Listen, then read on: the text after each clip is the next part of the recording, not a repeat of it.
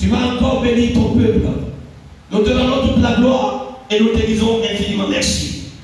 Prends le contrôle de ce temps et bénis ta parole. Merci Seigneur, au nom de Jésus. Amen. Amen. Ton amen n'est pas trop rassurant ce matin. L'amen veut dire ainsi soit-il. Ce que tu veux que Dieu fasse, c'est ça. Alors le thème de notre message, c'est pourtant tu vas être enceinte et tu donneras naissance à un fils. Amen. Maintenant ce matin, laisse-moi te situer le cadre de mon thème. Mon thème ici n'est pas dans le cadre physique. Je vais t'annoncer ce matin que tu vas être enceinte et tu vas enfanter un enfant physique. Mais je suis en train de dire que tu portes une bénédiction, tu es enceinte de quelque chose de Dieu. Alléluia. Quand la Bible dit que l'homme est enceinte, ou bien que Paul dit que je suis enceinte, ou que les hommes de Dieu dans le passé sont enceintes, ce n'est pas forcément un enfant, mais ils sont enceintes de quelque chose que Dieu a déposé en eux. Alléluia. Donc ce matin, Dieu dit que tu seras enceinte. Enceinte de quelque chose que tu cherches. Enceinte d'un travail. Enceinte peut-être d'un enfantement physique, ça peut être. Enceinte de quoi? Des finances. Enceinte de quelque chose que tu désires. Et tu ne seras pas seulement enceinte de cette chose, mais tu vas accoucher cette chose. Tu vas accoucher cette bénédiction. C'est de ça que ce matin, je vais te parler. Alléluia. Donc je voudrais que nous nous situions dans le cadre purement spirituel. Pourtant, tu seras enceinte. Pourtant, tu seras enceinte. Et tu donneras naissance à un fils. Ça, c'est mon thème. Regardez. Dis à ton frère, dans toute chose, il y a un secret. Dis à ton voisin, dans toute chose là, il y a un secret. Et dit, l'ange lui dit, tu es stérile, tu ne peux pas enfanter. Et puis dit, pourtant, quel a été le secret de cette femme? C'est cela, ou bien ce dont je vais te parler ce matin. Amen. Le secret de cette femme, c'est la consécration. Dis à ton voisin, la consécration. La consécration. Nous allons lire un autre texte qui va s'afficher à l'écran. Romains 12, le verset 1 au verset 2. Au verset 1, il dit, je vous l'exhorte donc, frères, par la compassion de Dieu, à offrir vos corps comme un sacrifice vivant, saint, agréable à Dieu. Ce qui sera de votre part un culte raisonnable. Il dit, ne vous conformez pas au siècle présent, mais soyez transformés par le renouvellement de l'intelligence, afin que vous discerniez la volonté de Dieu, ce qui est bon, agréable et parfait. Ici, la femme avait un problème. Et le problème de cette femme, c'est qu'elle est stérile, donc elle ne peut pas enfanter. Mais à la fin de notre message, la Bible va nous dire que cette femme est tombée enceinte et elle a enfanté. Quel est son secret? Son secret, c'est la consécration. Mais la consécration comme étant l'offrande de son corps. La consécration comme étant l'offrande de son corps. Elle a donné son corps. Et c'est ce que l'apôtre Paul nous dit dans Romains 12. Il dit, il nous exhorte à offrir nos corps comme un sacrifice. Dieu demande que tu lui donnes ton corps comme étant un sacrifice. Alléluia. Amen. Donc la Bible nous dit que cette femme, elle est stérile. La Bible nous annonce le cas de cette femme. La Bible dit elle est stérile. Et le mot stérile est traduit par le mot hébreu atsa. Atsa veut dire contenir. Atsa veut dire retenir. Atsa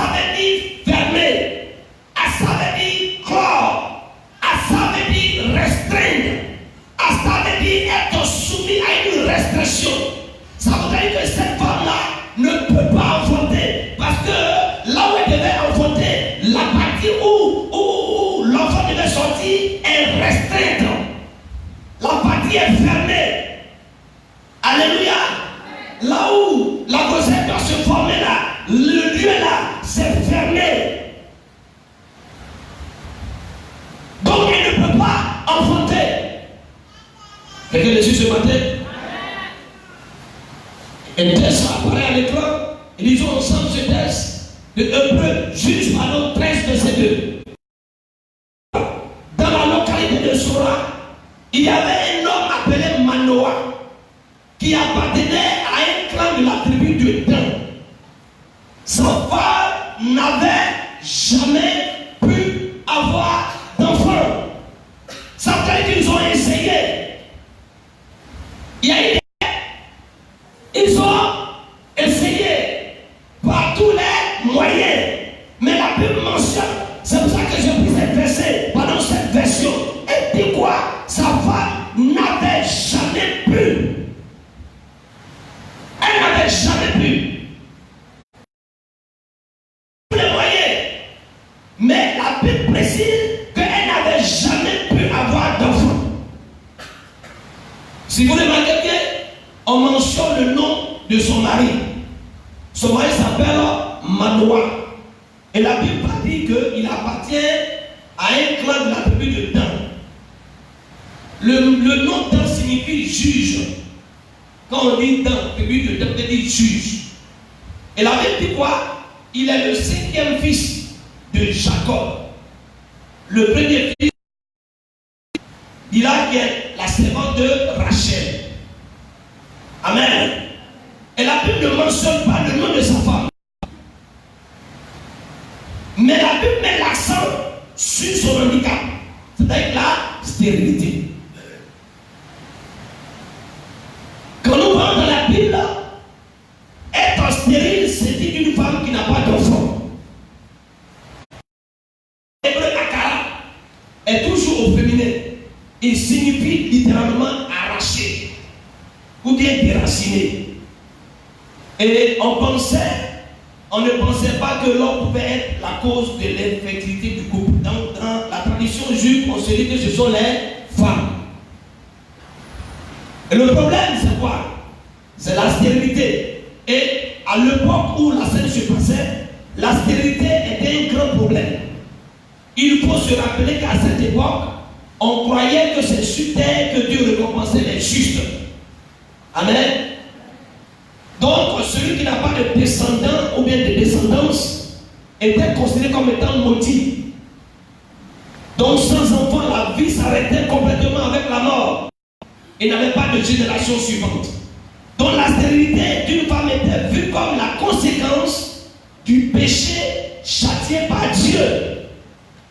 Donc, quand dans la Bible d'une femme ne pouvait pas enfanter, c'était comme quoi la conséquence d'un péché.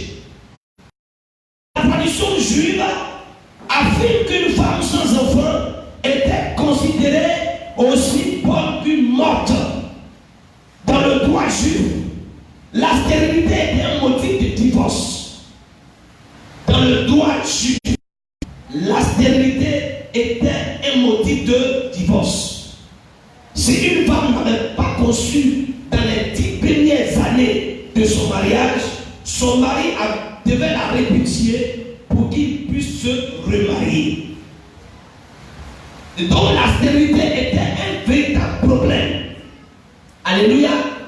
C'est pour ça que la femme a tout essayé. Elle a tellement essayé, mais la Bible dit qu'elle n'avait jamais pu. Elle n'avait jamais pu. Mais un jour, dis à quelqu'un un jour, va se passer et cette chose va changer complètement la destinée de cette femme. Alléluia. La situation qui était une situation impossible va devenir une situation possible. Alléluia. C'est pourquoi j'annonce à quelqu'un ce matin, ton cas qui était un cas impossible, je te dis que ton cas qui était un cas impossible deviendra possible dans le nom puissant de Jésus-Christ. Alléluia. Bien, qu'est-ce qui va se passer? Il y a une méthode qui a été employée pour que cette femme qui n'avait jamais pu avoir d'enfant puisse avoir enfant. Donc je te dis, la méthode divine en enceinte de sa bénédiction et la voir s'accomplir. Il y a une méthode. Il y a une méthode quand, humainement parlant, il n'y a plus de solution pour notre cas. Quand nous avons commencé à désespérer de notre situation, il y a une méthode. Et je vais ce matin de une méthode. Cette méthode a deux phases. La première méthode concerne Dieu. Après ça, la part de Dieu. Alléluia. Alléluia. Donc Dieu a d'abord sa part. Et donc la part de Dieu va consister à manifester sa puissance de la souveraineté pour agir sur ce qui est impossible. Donc Dieu va rentrer en scène. Dieu lui-même en tant que créateur de toutes choses, à un moment donné, est obligé de se lever et de rentrer en scène. Juge 13, verset 3 qui s'affiche à l'écran dit: un jour, l'ange du Seigneur apparut à cette femme et lui dit: je sais que tu n'as pas d'enfant. Oh, vous savez ce qui me touche dans ce passage, c'est que l'ange vient et affirme. L'ange dit à cette femme: je sais que tu n'as pas d'enfant. Il donne une révélation précise sur la vie de cette femme. Mais il ne s'arrête pas là à un stade de donner une révélation. Il donne la cause.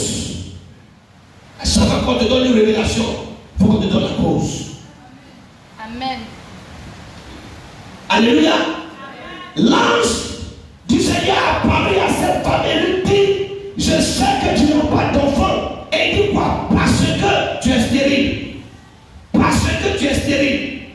Mais il y a un petit mot qui va changer, bien aimé, le cours de la vie de cette femme.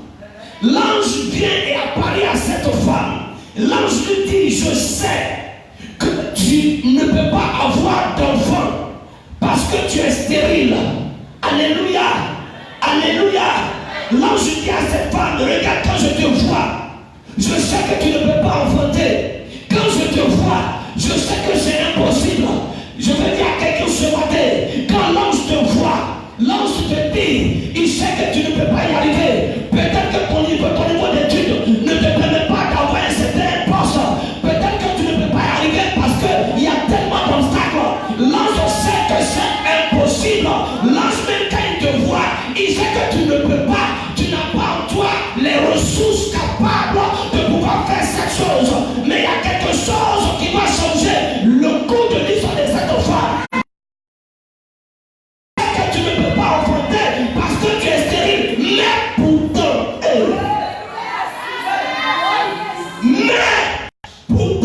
le petit mot pourtant vient changer carrément la vie de cette femme. Alléluia. Pourtant, tu vas être enceinte. Il ne va pas dire seulement que tu vas être enceinte. L'ange sait que tu peux être enceinte et 2 mois après perdre ton enfant. Alléluia. L'ange sait que tu peux être enceinte et 6 mois après perdre ton enfant. Donc il dit à la femme: tu seras enceinte, mais je t'atteste que tu vas enfanter un fils. Il ne dit pas: tu mettras au monde une fille. Il dit: tu vas enfanter un fils, avec tellement de précision. Alléluia. Dieu, quand il a regardé la femme, il a décidé lui-même, de par son propre chef, d'entrer en scène. Et quand Dieu rentre en scène, ce qui me touche, c'est que Dieu lance une vive protestation et bouscule l'ordre établi. Dieu rentre en scène. Il dit: je sais que tu n'as pas d'enfant parce que tu es stérile. Pourtant, tu vas être enceinte, tu donneras naissance à un fils. Pourtant, est une conjonction de coordination qui marque l'opposition. Ah, je dis à quelqu'un: Dieu s'est levé par rapport à ta situation. Dieu s'est levé. Il rentre en scène. Il rentre en scène et il marque une vive protestation par rapport à la situation. Dieu dit: je m'oppose à cette situation pour ne pas que tu sois un frère parce que je vais bénir mon enfant. Dieu dit: je me lève, je vais en guerre contre tout ce qui se lève contre toi. Dieu dit: je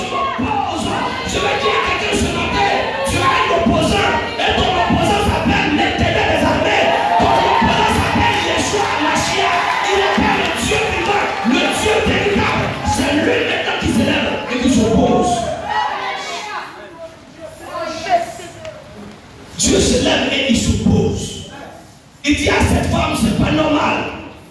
C'est pas normal que toutes les autres femmes dans ce village ont beaucoup d'enfants. Et peut-être que cette femme était l'objet de moquerie. Et peut-être que cette femme était l'objet de quoi? De raillerie. Parce que, quand je l'ai dit dans la voiture, une femme qui ne peut pas enfanter était considérée comme étant maudite. Et donc, regardez bien la souffrance de cette femme. Elle était rejetée, abandonnée. Mais Dieu dit, je me lève et je proteste. Je me lève et je dis, l'ordre qui a été établi. Moi, l'Éternel des armées, je change l'ordre des choses. Je change l'ordre des choses. J'annonce à quelqu'un ce matin, même si on te dit que tu n'arriveras jamais, Dieu se lève et il change l'ordre des choses. Dieu se lève et il change l'ordre des choses. Il a le moyen de le faire. Il a l'expérience. Il est capable. Il est Dieu. Il est vivant. Il est Seigneur. C'est que sa bouche dit, sa main puissante peut l'accomplir. Alléluia. Et si vous remarquez bien d'ailleurs, la Bible ne mentionne pas le nom de cette femme. Je vais dire à quelqu'un ce matin, Dieu ne s'intéresse pas à ton arrière-plan. Il ne cherche pas à savoir de quelle famille tu viens. Quelle est ta classe sociale. Non. Dieu ce matin veut changer l'ordre des choses. Alléluia. Plusieurs pensent qu'ils ne vont jamais y arriver. Tu ne peux pas. Mais tu ne peux pas, c'est vrai. Tu n'arrives pas parce que tu penses que toi tu peux. C'est parce que tu te croyais capable d'arriver. C'est pour ça que depuis tu n'arrives pas. Mais si un temps soit peu, tu t'assois et tu décides ton fardeau sur le Créateur de toutes choses. Si tu confies ton cas au Seigneur, Dieu lui-même fera les choses à sa façon. Mais tout ce que Dieu fait est bon. Alléluia. Et donc comprenez que la méthode divine, il y a la part de Dieu. Et sa part, c'est parce qu'il est souverain, il est puissant. Quand il s'élève, il le fait. Mais il y a la part de l'homme. Dis à ton moyen, la part de l'homme. Le cas de Dieu là, on ne conteste pas. Dieu peut le faire. Nous sommes tous d'accord. Alléluia. Que Dieu peut le faire. Mais Dieu a besoin de coopérer avec toi. Sinon, tu as bien de coopérer avec Dieu. Lisons Juge 13 du verset 4 qui s'affiche à notre écran. Il dit à partir de maintenant, oh, les mots sont tellement bien choisis. Il dit à la femme, je sais que tu ne peux pas avoir enfant parce que tu es stérile. Mais, ou bien pourtant, tu vas enfanter, tu auras un fils. Mais l'ange ne s'arrête pas là. L'ange maintenant au verset 13, pardon, au verset 4 de notre du texte Juge 13 dit, à partir de maintenant. Vous avez parlé non? À partir de maintenant. Garde-toi de boire du vin. Amen. Tu aimes le vin? Avec du vin, on va parler ça aujourd'hui. Garde-toi de boire de vin ou toute autre boisson alcoolique et ne mange aucune nourriture impure. Voilà ce que l'ange va dire à la femme. L'ange lui dit, celui qui m'a envoyé là, il est prêt à faire sa part. Tu as vu que tu es stérile, non? Tu as essayé, non? Tu n'as pas pu. Maintenant, lui qui m'a envoyé là, il dit, de venir te dire, il est prêt à te donner un enfant. À une condition. Dis à quelqu'un, il y a une condition. Oh, les gens ne comprennent pas les choses de Dieu. Dieu là, il te met la bénédiction devant toi. Et puis il dit de faire quelque chose. À partir de maintenant, c'est ce qu'elle a dit à la femme. Garde-toi de boire du vin, de toute autre boisson alcoolique et ne mange aucune nourriture impure. Ici, c'est la part de l'homme. Et la part de l'homme s'appelle une vie de consécration. Ce que tu vas faire pour que ce que l'ange a dit puisse s'accomplir, c'est quoi? Vivre une vie de consécration. Est-ce que tu es prêt à vivre une vie de consécration? Donc l'amen commence à diminuer. À un moment donné, je entendais un amen assourdissant, un amen retentissant. Maintenant, l'amen commence maintenant à déboîter. Alléluia. On va commencer à dire amen. Maintenant, ça va devenir amen. Alléluia. Voilà, tu dois faire ta part. Dieu est prêt à faire sa part. Et tu dois aussi faire ta part. Et l'ange commence sa phrase en disant à partir de maintenant. À partir de maintenant. Ce n'est pas demain. C'est maintenant. Et le petit mot maintenant, frère, a une importance considérable. Vous savez, ce n'est pas au hasard que ces petits bouts de mots-là se trouvent dans les phrases. Maintenant, il est traduit par le mot grec nous. On dit maintenant, on dit nous. En grec, c'est nous. Nous parle du temps, de notre temps, du temps où nous sommes. Le temps où nous sommes. Il veut tenir en main un temps, un laps de temps, précisément le temps qui est là. Car puisqu'on ne peut ni retenir ni avancer le temps, maintenant ne parle que du présent. Maintenant là c'est le présent. Nous indique une réalité, une hypothèse réalisable. Nous signale l'inscription d'un événement ou d'un état, d'un effet dans le temps. Ce qui se passe là est discernable, c'est reconnaissable, c'est identifiable. Alléluia. Faisant de l'instant un moment particulier par rapport à l'instant passé ou à venir. Car il passe quelque chose à partir de quoi une distinction s'opère dans le temps. Oh, c'est profond ce que je suis en train de dire. Il se passe quelque chose où quelqu'un et le temps prend une autre saveur ou une autre couleur, une autre épaisseur. Et quand on parle de maintenant, il est aussi traduit par le mot grec métainoia, qui signifie changement de mentalité, de comportement, de style de vie qui glorifie le Seigneur. Alléluia. L'ange dit à la femme, tu dois changer maintenant ton style de vie. Pour que le miracle s'opère, pour que ce qui est impossible devienne possible, tu dois changer ton style de vie, ta mentalité, ton comportement. Ça doit être dit maintenant. Maintenant, là, voici ce que tu dois faire. Maintenant, voici la méthode de vie que tu dois mener. Maintenant, voici ton style de comportement. Voici ce que tu dois faire maintenant.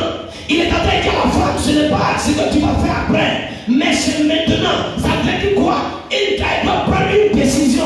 Maintenant, à l'heure où l'ange se trouve là, la femme doit prendre une décision. Si elle veut voir le miracle s'opérer, elle doit se lever et dire je change de vie. Elle doit se lever et dire je me conforme à la parole de Dieu. Elle doit se lever pour dire désormais je consacre ma vie au Seigneur.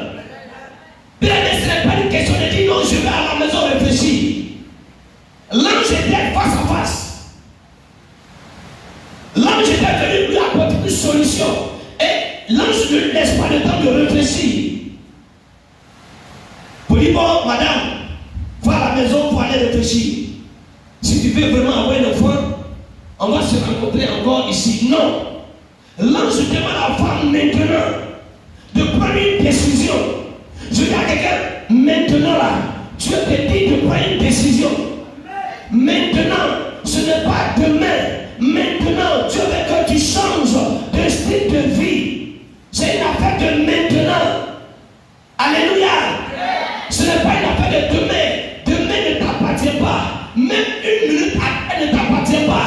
Nous sommes dans le temps dans lequel on se trouve, on appelle ça le temps kairos. C'est-à-dire le temps T, c'est à l'instant maintenant même. Donc s'il y a 2 secondes qui passent, ça ne t'appartient plus. Parce qu'après 2 secondes, Dieu peut changer les choses.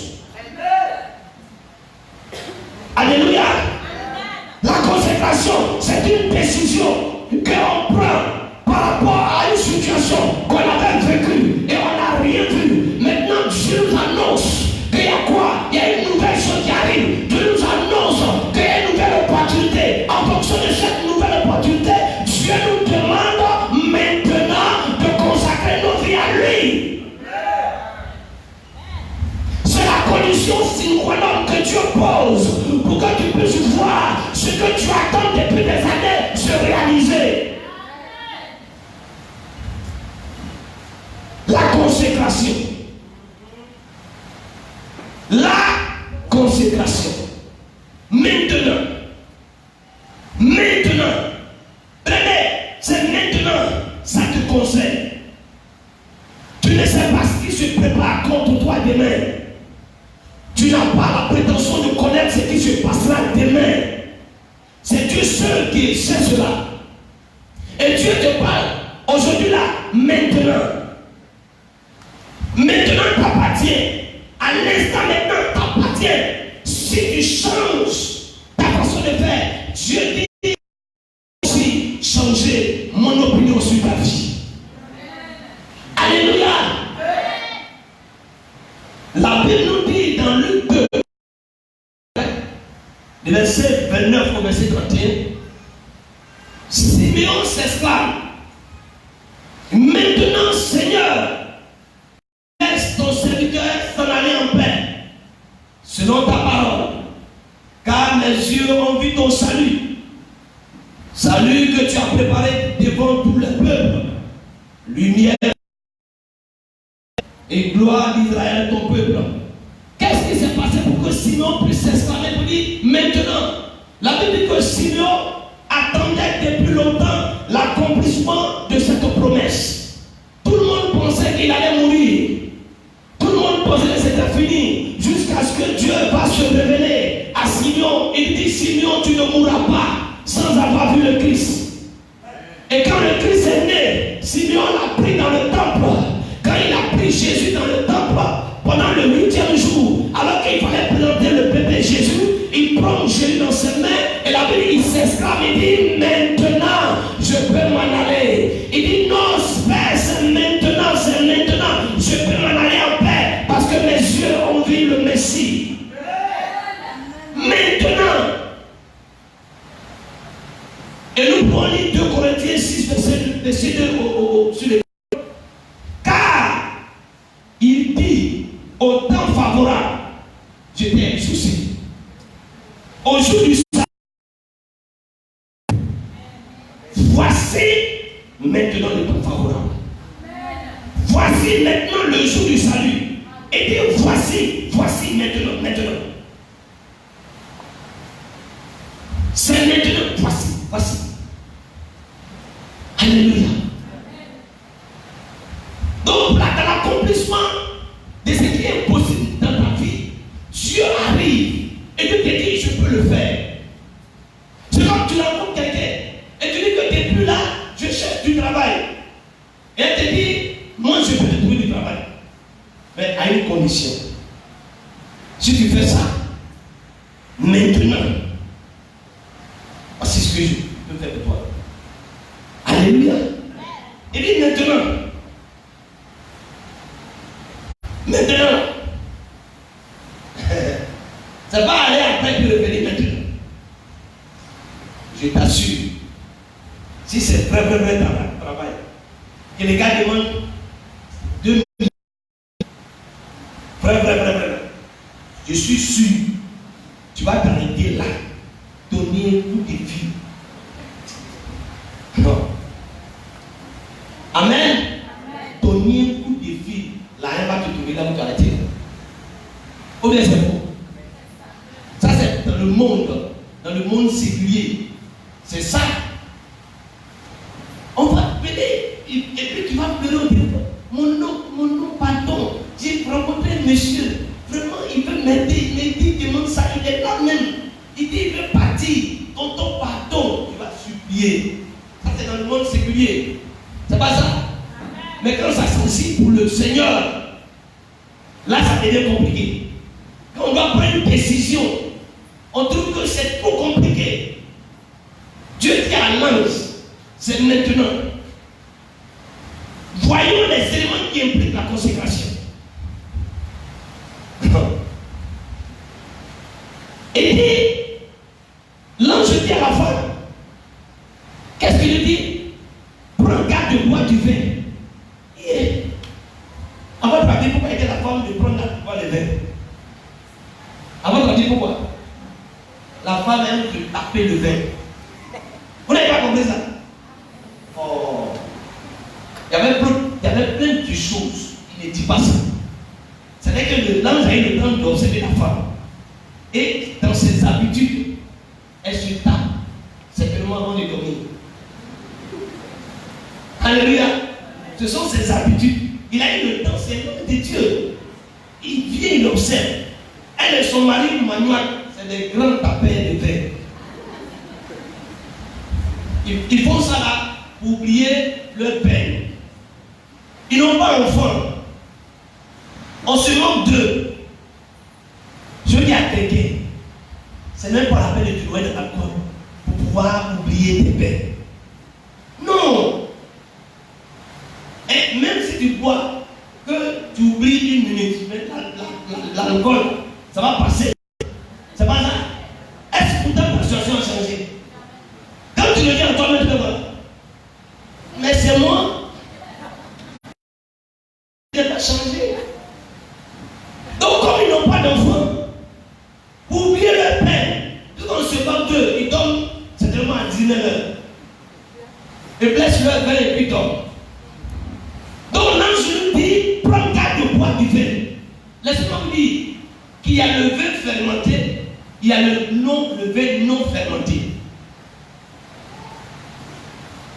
L'ange voudrait dire à la femme, parce qu'elle s'attendait à satiété, à la consommation du vin, pour voir le miracle s'opérer. Dieu te demande de mettre fin à cette façon de vivre. Donc le vin fermenté est nuisible à la consommation et dommageable à la moralité. Le vin fermenté. On était en Israël et quand on est arrivé à Canaan, Canaan c'est là où Christ a changé l'eau en vin. Beaucoup de gens qui ne comprennent pas le contexte des choses, ne connaissent pas l'histoire, disent, mais Jésus, lui, il aime le vin. C'est pour ça, quand l'eau, le vin a manqué pendant le mariage, il a pris l'eau et l'a changé en vin. Et le mec, tu sais de quel vin il s'agit. À Canaan, là, le vin, là, c'est pas fermenté. On a eu la grâce de goûter. C'est non fermenté. Il n'y a même pas de col dedans. Pour les gens qui ne comprennent pas des choses, et ils prêchent des choses qu'ils ne savent pas. Et Jésus même là, il a pu le vin. Qui t'a dit ça? On a entendu ces choses-là. Jésus a pu le vin. Et donc si tu bois, ça fait quoi? Non. Il n'a pas pu le vin fermenté. Est-ce que tu me comprends? Deutéronome 32, verset 33 dit quoi? Leur vin, c'est le venin des serpents. C'est le poison cruel des aspics. Leur vin. Il y a un vin là. C'est comme quoi le venin. Il y a un vin, c'est comme poison. Quand tu bois là, tu vois, on t'a poisonné. C'est pour ça que plusieurs, ceux qui aiment boire, le plus souvent ils meurent par poisonnement. Et ça sonne un maquis, ils s'oublient. Et puis on met quelque chose dedans. Alléluia. On voit dans Proverbe 4, verset 17. Car c'est le pain de la méchanceté qu'ils mangent, c'est le vin de la violence qu'ils boivent. Quand tu vois que ton homme devient très violent, regarde bien ses mouvements. Alléluia. Il y a des hommes, c'est quand ils boivent, ils sont violents. J'ai mon grand frère qui voulait aller régler son cas avec un de nos beaux-parents. Vous savez qu'il y a un monsieur qui a marié une cousine. Il estime que ce monsieur-là, il s'en prend à notre cousine. Donc lui, pour aller affronter le monsieur, il me dit, je vais aller boire mon vin d'abord. Quand je suis bien là, lui là, on va voir ce qu'il me dit. Il ne peut pas parler. Est-ce que vous me comprenez? On appelle ça le vin de la violence. Quand tu bois ce vin-là, tu deviens violent, très violent, agressif. Et tu déshonores le Seigneur. Tu t'imagines qu'on te ramasse dans un caniveau. Toi, un père de famille, où tu as pissé sur toi. Et puis on dit que tu es chrétien. À l'image du Seigneur. Mais c'est une honte. Vous imaginez aller ramasser un ancien caniveau. Dieu merci que dans notre église, nos anciens, nos diacres, nos responsables sont des gens qui aiment le Seigneur. Amen. Est-ce qu'on va acclamer le Seigneur qui est responsable? On ne va jamais le trouver dans un caniveau. Jamais, c'est des hommes sérieux. Des personnes sérieuses. C'est ça, non? C'est ça, non? Que Dieu soit béni. Lisons Éphésiens 5, 18. Il dit, ne vous enivrez pas de vin. C'est de la débauche. C'est quoi? La débauche. Soyez au contraire remplis de l'esprit. Quand tu es enivré de vin, c'est là que tu vas avoir les mots maintenant pour parler à la soeur. Vraiment, il ne peut pas apporter la soeur. Quand il est enivré maintenant, il va devenir un certain Victor Hugo. Là, il va trouver des paroles. Tu vois, il est un poète. Il parle maintenant. Là, il est enivré du vin. Et la Bible dit quoi? C'est de la débauche. C'est de la débauche. Et c'est pour ça dans un roi, dans Luc 1, verset 15, qui affiche, il dit quoi? Car il sera entré devant le Seigneur, il ne boira ni vin, ni liqueur enivrante, il sera rempli de l'Esprit Saint dès le sein de sa mère. Dieu veut que nous soyons remplis de Saint-Esprit. Alléluia. C'est vrai, vous allez me dire, mais Paul a dit à Timothée, pour ton problème d'estomac, prends un peu de vin. Oui, mais Paul a dit quoi? Il a dit quoi? Pour un problème d'estomac, il recommande à Timothée, son fils spirituel, de prendre un peu de vin. Il n'a pas dit de prendre une bouteille de vin. Il dit il peut prendre un peu de vin. Il a un problème d'estomac. Selon les thérapeutes, le vin agit, il a quelque chose dans le vin qui agit sur l'estomac, donc un antioxydant.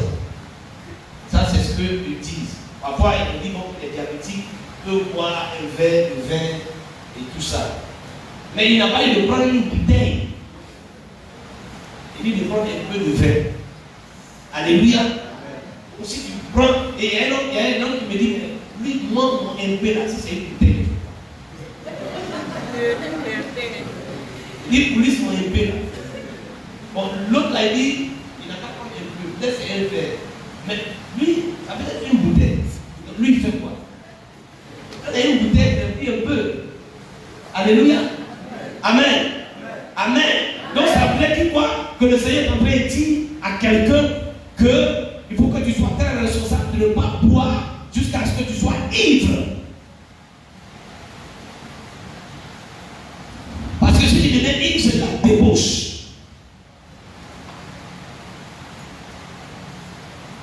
Mais il y a ce qu'on appelle le vin non fermenté. Et ce vin-là, il est favorable à la consommation. On le voit dans le psaume 104, ça sort sur l'écran, c'est 15. Il dit le vin qui régit le cœur de l'homme. Il fait plus que l'huile resplendir son visage et le pain qui soutient le cœur de l'homme.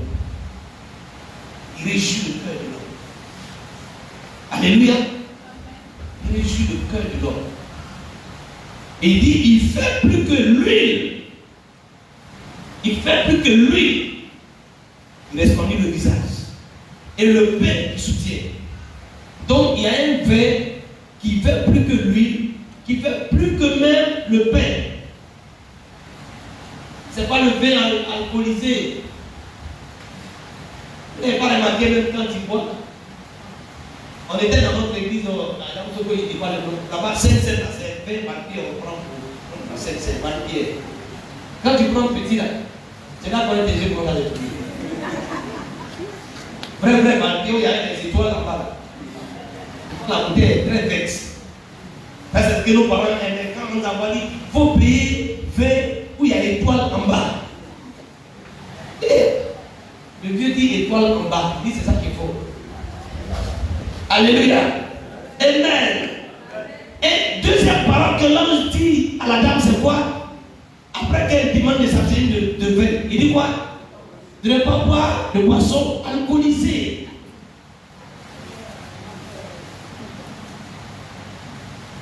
La Bible dit que tout ce qui est liqueur forte, que ce soit liqueur de taxe, d'orge, est tout justifié comme étant une malédiction. Comme étant une malédiction. Et il nous dit encore de ne rien manger d'impur, de ne rien toucher de ce qui est impur. Et tu manges quoi? Que tu mets dans ton ventre. Et puis Dieu dit là, ça va te suivre toi-même à l'intérieur. C'est impur. C'est sué. Est-ce que quelqu'un me comprend ce matin? Il y a beaucoup de choses que vous mangez qui sont suées.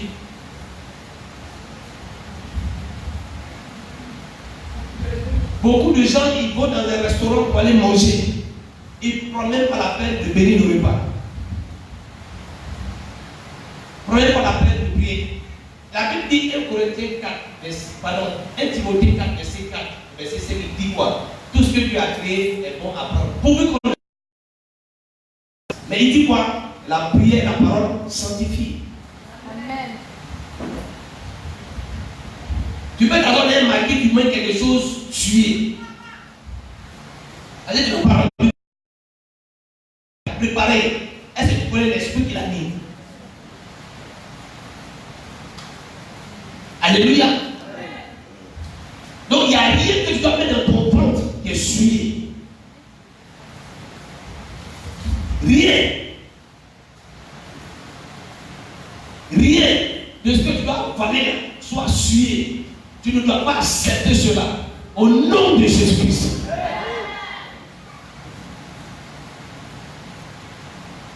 Donc la suite de l'âme est occasionnée d'après la Bible par l'infidélité à l'égard de Dieu, les convoitises du cœur, l'impureté, l'injustice, l'hypocrisie.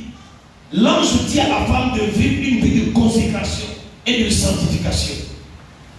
Lisons Apocalypse 21, verset 27, qui sont à l'écran. Il n'entrera chez elle rien de sué, ni personne qui se livre à l'abomination et au mensonge. Alléluia. Le mensonge suit ton âme. À chaque fois que tu sors une parole mensongère, ton âme est suée.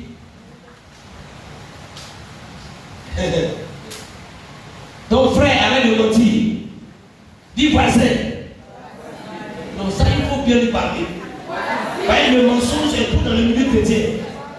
Dis voisin. Dis voisin.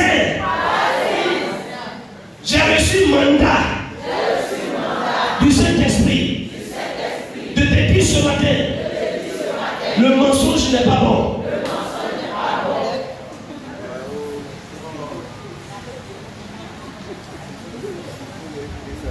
On dit bien dans notre jargon, un menteur est un voleur. Et un voleur, c'est le diable. Selon Jean 10, verset 10. Il dit, il est venu pour égorger, dérober et pour tuer. Que Dieu le bénisse. Donc, bien aimé, voici les trois choses que l'ange va demander à la femme. Il va dire ces choses-là, c'est maintenant, tu dois les arrêter. Et les carrosses. C'est maintenant que tu dois arrêter de boire le vin sué. C'est maintenant que tu dois arrêter de prendre ce qui est impur. C'est maintenant que tu dois arrêter de vivre une vie de mensonge. C'est maintenant. Et tu dois te consacrer maintenant. Si tu veux que Samson naisse, c'est maintenant que tu vas le faire.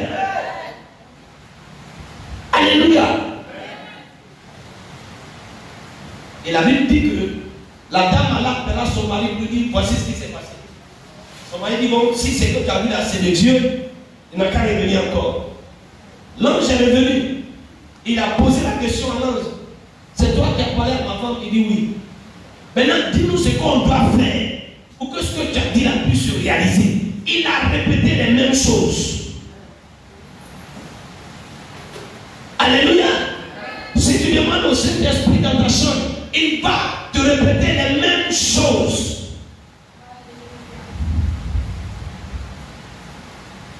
Dieu veut une vie de consécration entière, pas à moitié, entière.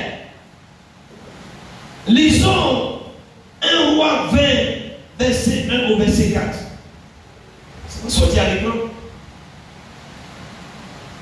Moi j'ai lu le verset 2. Ça va sortir le verset 2 sur votre écran. Amen.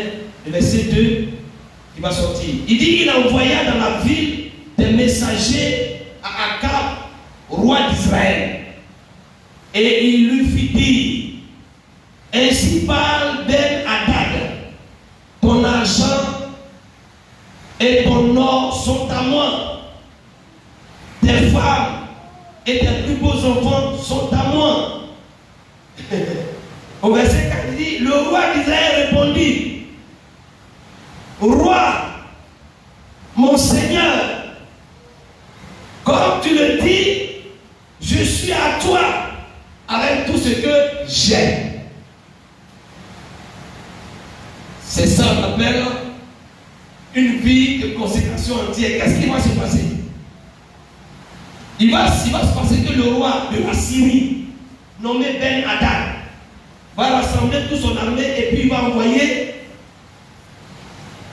Il va avec lui 32 autres rois.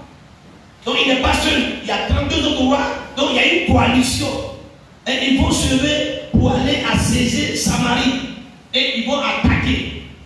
Donc Samarie a été annexée. Maintenant il envoie des messagers pour dire au roi Akab, le roi d'Israël, pour lui dire, ton argent, ton or, tes belles femmes, tes beaux enfants, ça m'appartient. Et le roi Akab donne la réponse au messager de Ben-Hadad. Il dit, allez-y, puis regardez comment il appelle. Lui, il est roi. Écoutez-moi bien, il est roi. Maintenant, regarde comment il envoie les messagers à Ben-Hadad pour aller dire à ce roi. Ils sont tous des rois. Il dit, le roi d'Israël répondit au verset 4, mon roi. Il ne s'arrête pas là seulement, mon Seigneur. Comme tu le dis, je suis à toi. Comme tu l'as dit là, mon roi là, je suis à toi. Et ce n'est pas lui seul. Il dit, avec tout ce que j'ai, ce que Ben-Hadad demandait au roi d'Israël, on appelle ça une reddition. Une reddition sans condition. Dieu te demande une reddition sans condition. Alléluia. Puis c'est qu'il lui avait demandé, il répondit au roi de Syrie, ah mon Seigneur, comme tu le dis à toi, avec tout ce que j'ai. Ces paroles que je voudrais que chaque chrétien puisse entendre. C'est comme si Dieu s'adresse à toi ce matin. Dieu te dit ce matin, si tu veux être béni, frère, il faut que toi, tu lui sois entièrement consacré. Non seulement toi, mais tout ce que tu appartiens, tout ce que tu as, tout doit être consacré au Seigneur. Dieu te demande une entière consécration. Ce n'est pas seulement les 40 jours, frère. Après, actuellement, les gens sont en train de compter. Il dit, il reste au moins 2 semaines. Et quand ça va finir, bombardement dans la vie. Non. Ah, actuellement, il y a des projets qui ont été faits. Si on finit les 40 jours, depuis 40 jours, privation, salade. C'est non, frère. Ce n'est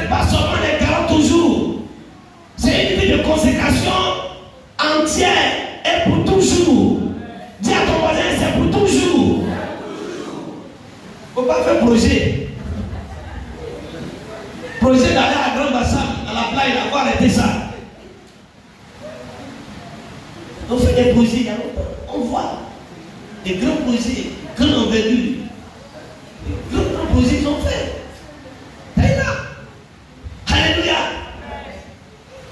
Dieu te veut entièrement, toi, oh, tes enfants, ton argent, ton or, ton bijou, tout ce que tu as là. Dieu dit, je veux tout ça. C'est ce qu'on appelle consécration.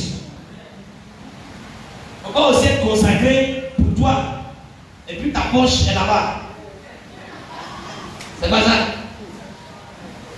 Seigneur, me voici. Ça, c'est trop sérieux. Alors là, tu en demandes trop, là, Seigneur. Me voilà. Et qu'est-ce que tu veux encore? Alléluia. Alors la question, pourquoi la femme devait mener une vie nouvelle? Pourquoi, à votre avis, l'homme dit à la femme de mener une nouvelle vie? Pourquoi? La réponse, c'est dans le texte qui suit, Juge 13, verset 5, à cause de ta grossesse et de la naissance de ton fils. Deux raisons majeures. La première raison, c'est la grossesse. Frère, écoute-moi bien. La grossesse, il est traduit par le mot hébreu qui veut dire Héroum. Héroum signifie conception, projet de Dieu. Donc quand on parle de grossesse, c'est une conception, c'est un projet. Pour que le projet que tu as puisse s'accomplir, Dieu te demande de mener une nouvelle vie. Alléluia. Et la deuxième chose, il dit à cause de la naissance de l'enfant. La naissance, il est le résultat visible. La naissance, c'est le résultat de la conception du projet. Frère, il y a un projet que tu as. Ce projet-là, qu'aucune conception ne peut ne pas se réaliser. Tu peux avoir un beau projet, mais ça ne peut ne pas se réaliser. Donc Dieu dit à la femme, ce que je te dis là, c'est un projet. Il dit à la, on est au stade d'une promesse. Mais je ne veux pas que ça soit seulement que promesse. Mais je veux que cela soit visible, réalisable. Et pour que ça puisse être réalisé, tu dois adopter une nouvelle vie. Alléluia. Amen. Tu dois changer de vie. Dis à ton voisin, changement de vie. Tu dois changer de vie. Tu dois changer de vie. Change de vie que tu commences à vivre la vie de Christ. Tu es à l'aise. Est-ce que c'est ça? Vous savez que, est-ce que vous savez qu'il y a beaucoup de choses que nous consommons qui sont sources de maladies? Dieu dit de ne pas boire le verre pour être saoulé. Parce que tu vas avoir dans ça la maladie. Tu vois ça? Tu vas aussi fumer, tu vas avoir aussi maladie, tu vas avoir cancer de poumon. Maintenant, le cancer, il s'envole comme ça. Est-ce que vous savez ça? Le cancer en train de s'envoler. Il cherche. Quand il pleure, et puis il rentre. Dès que tu as touché une fois, tu vois, c'est tout seulement. Dans peu de temps, ça va te diagnostiquer, on dit que tu as cancer de poumon. Est-ce que vous comprenez les choses? C'est pourquoi la Bible nous veille sur nos vies. C'est des choses qui sont très, très, très importantes. Veille sur. Tu vas vivre longtemps. Tu es grâce que tu vis longtemps. Mais si toi-même tu ne veilles pas sur ces choses, tu vas diminuer le jour sur terre, le nombre de jours sur terre, de par ton comportement. Si tu passes à courir les femmes, après les femmes, après tu vas commencer à fuir. Et tu ne sais pas si les gens me comprennent.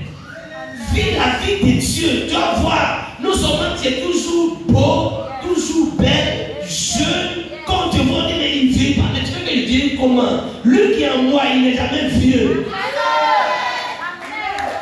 Alléluia. Il n'est jamais vieux. Pourquoi tu veux que je vieillisse? C'est les gens de ma promotion, quand ils me voient, ils disent, mais tu es toujours jeune. Mais oui, lui qui est en moi là, il n'est jamais vieux. Celui qui est en moi là, il est toujours là. Tu vas aller, tu vas venir. Il est toujours là.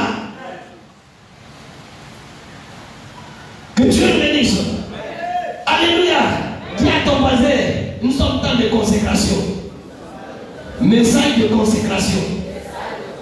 Donc, il ne faut pas attendre que moi, on va faire les roues casse-casse. Ça ne passe pas ici. C'est temps de consécration. Dieu nous parle. Et Dieu veut que tu entendes et que tu appliques ce que Dieu te dit.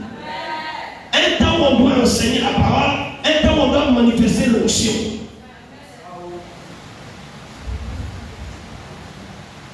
Alors, une autre question. Le but de cette nouvelle vie. Quel est le but? D'abord, on a vu que l'ange dit à la dame, frère, de mener une nouvelle vie. On a vu que cette nouvelle vie, c'est consistait quoi? À prendre le projet et la promesse pour qu'il puisse être accompli. Donc, pour que le projet s'accomplisse, il dit à la femme de mener une nouvelle vie. Maintenant, pourquoi? Quel est le but de cette nouvelle vie? Notre texte, Justin 5 dit, car il sera consacré à Dieu. Dis à quelqu'un consacré à Dieu. C'est-à-dire que Dieu veut que tu commences à mener une vie de consécration. Pour que toi, ton mariage là, soit consacré à Dieu. Oh yes. Et c'est parce que vous me comprenez. Un mariage consacré à Dieu, il ne va jamais avoir de divorce. Amen. Tout ce qui est consacré à Dieu appartient à Dieu. Dieu veille sur la chose. Dieu veut que tu commences à te consacrer dès maintenant pour que ton travail qu'il va te donner soit un travail consacré à lui. Et une fois que le travail est consacré, on ne peut jamais te licencier. Même si on dit la société a un problème, ils vont renvoyer tout le monde. Mais toi, tu es là. Le jour où on décide de te virer, c'est qu'il y a une porte qui est ouverte pour toi devant. Alléluia. Dieu veut que tu apprennes à te consacrer maintenant. Pour que quand tu commences à travailler là, tu penses à Dieu dans ces temps là. Parce que dès maintenant, si tu n'es pas consacré, dès que tu perçois maintenant ton salaire, affaire de Dieu là, c'est plus dans ta tête. Si tu n'es pas consacré dès maintenant, quand tu es marié là, affaire de mariage, prends ta tête. Maintenant, affaire de Dieu là, on ne voit plus.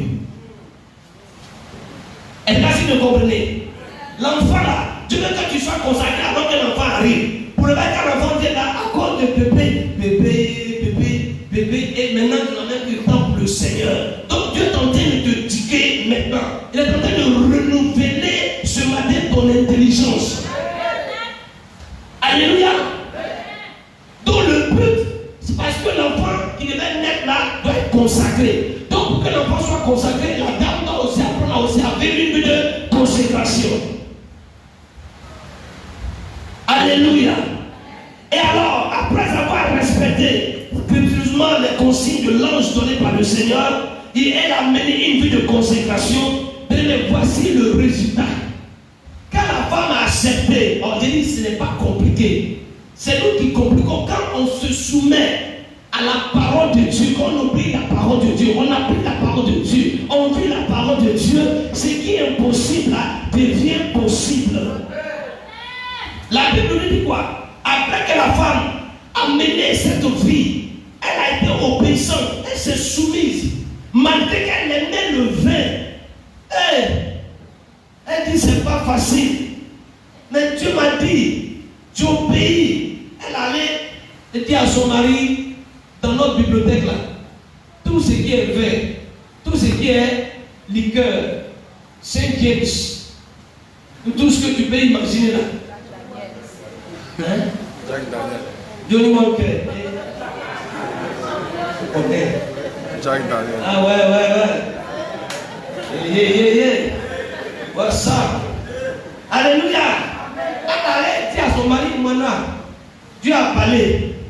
Parce que enfant là, si on veut avoir un café, ils ont tout ramassé. Dans leur maison, tous ceux qui n'ont pas le Seigneur, ils ont tout levé. Et puis ils sont allés jeter. Alléluia. Ils ont tout jeté. Après ce message, regarde, va sur toi. Il y a des choses que tu dois jeter. Il y a des choses que tu ne dois plus jamais toucher. Après ce message, il y a des choses que tu ne dois plus jamais toucher. Jamais. Et ils se sont débarrassés de toutes ces choses. Qu'est-ce qui va se passer? Voici le résultat. Dans Juge 13, c'est les gars qui apparaissent à l'écran. On dit la femme de Manoah donna naissance à un fils. Il appela Samson. Le garçon grandit et le Seigneur le bénit. Il grandit, le Seigneur le bénit. Et quand tu te consacres à Dieu et que Dieu te donne une bénédiction. La bénédiction ne reste pas au même niveau. Alléluia. Tu n'es pas appelé à travailler, à être toujours grade A1. Il faut que tu passes à AD. Il faut que tu passes à A3. Il faut que tu passes à A4. Il faut que tu passes à A5. Je te dis A6. Le A7. Et tu peux y arriver là-bas. Au nom de Jésus. C'est possible. Nous avons prié pour un monsieur qui était depuis des années, il travaillait, il était A4. Il y a de cela 2 ans. Il m'appelle à rencontre. Et puis on a prié. On a prié. Vrai, on a prié. Et puis après, Dieu va opérer le miracle. Alléluia. Et là, un jour, il m'appelle et dit, vraiment, Dieu est bon. Waouh. Dieu a fait quoi? Et puis tu me dis, il est bon. Il dit, il ne peut pas imaginer des A4 qui ici d'aller à 6. Il a sauté à 5. Il est encore là, ce monsieur. Alléluia. Dieu peut le faire. Dieu peut le faire. Et la Bible dit quoi? Déclaré stérile par les médecins. Elle a été déclarée stérile par les médecins de son temps. Je dirais même les meilleurs de tout le pays. La Bible nous dit que Dieu va changer ce qui était impossible et la chose est devenue possible. Alléluia. Alléluia. Je veux te dire ce matin que c'est possible. C'est possible. Je dis c'est possible à condition que tu prends une décision maintenant. À condition que tu te lèves maintenant et que tu prennes une décision pour te débarrasser de tout ce qui peut te suer. Et que tu décides désormais de dire Seigneur, je veux consacrer ma vie entière à toi. C'est la seule condition. Et Dieu te demande de le faire. Si tu l'aimes, alors n'hésite pas. Si tu aimes le Seigneur, c'est maintenant. Dieu marque un arrêt. On n'est pas fini encore le temps. Mais Dieu est souverain. Dieu sait qu'il y a des choses. Vous savez, le Saint-Esprit me dit, mon serviteur, beaucoup se consacrent à ce moment. Mais après les 40 jours là, ils vont recommencer les mêmes choses. Le Saint-Esprit m'a dit clair. Hey, il dit, actuellement il se conforme à ça. Mais après les 40 jours là, les mêmes appétits vont revenir. Oh, ce matin, nous allons prier contre les vieilles habitudes.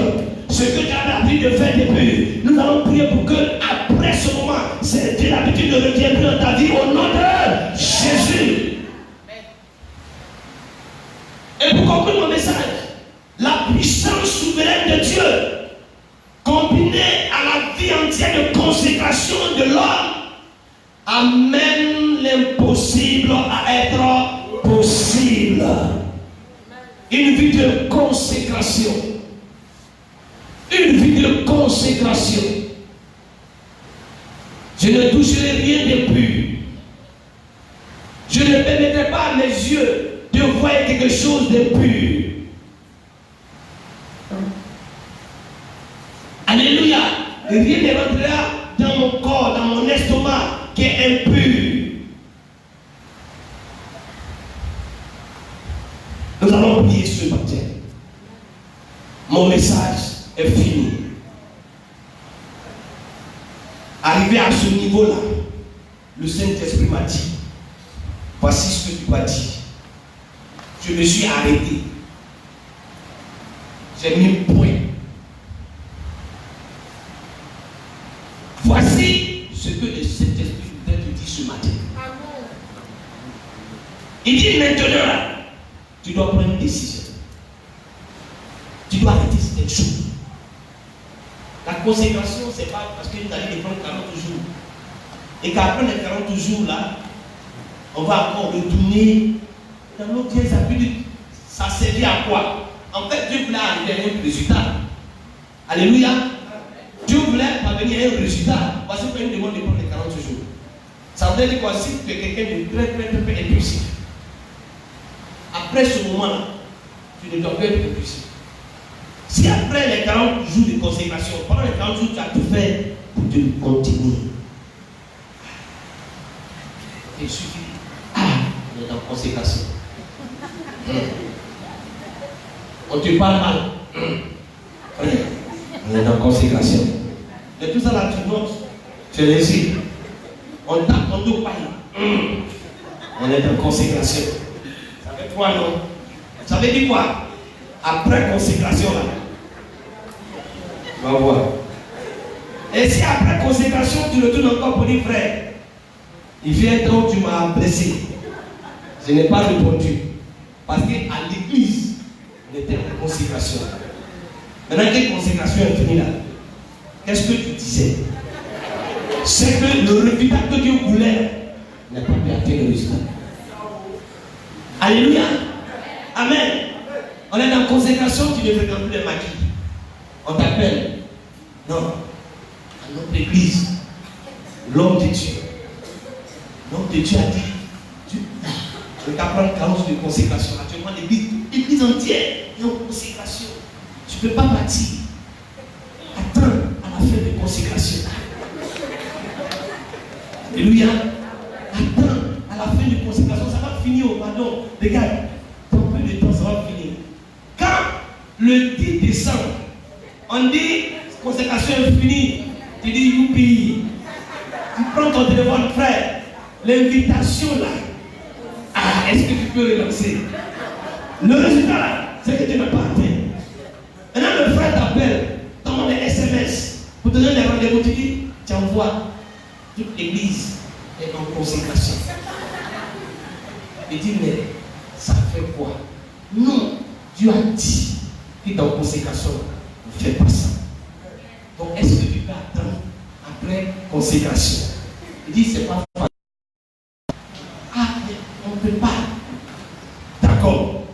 Et puis, le 10 décembre, là, quand on dit c'est fini, tu envoies le SMS. Le rendez-vous là. Est-ce que ça tient? Une consécration. C'est que l'objectif là, ça n'a pas été atteint. Alléluia. Et c'est parce que quelqu'un me comprend. C'est-à-dire que Dieu a demandé à ce moment-là, c'est d'amener des personnes qui vivaient une vie qui n'était pas une bonne vie là, à changer et à ne plus revivre cette vie. C'est pour ça que Dieu demande cela. Donc ce matin, on va prier. Frère, on va prier. Dis à ton matin, on va prier. Ce que je faisais avant, après consécration, je ne peux plus revenir tout ça. Je vais adopter une nouvelle vie. Tiens-toi debout si tu pries, commence à prier au Seigneur.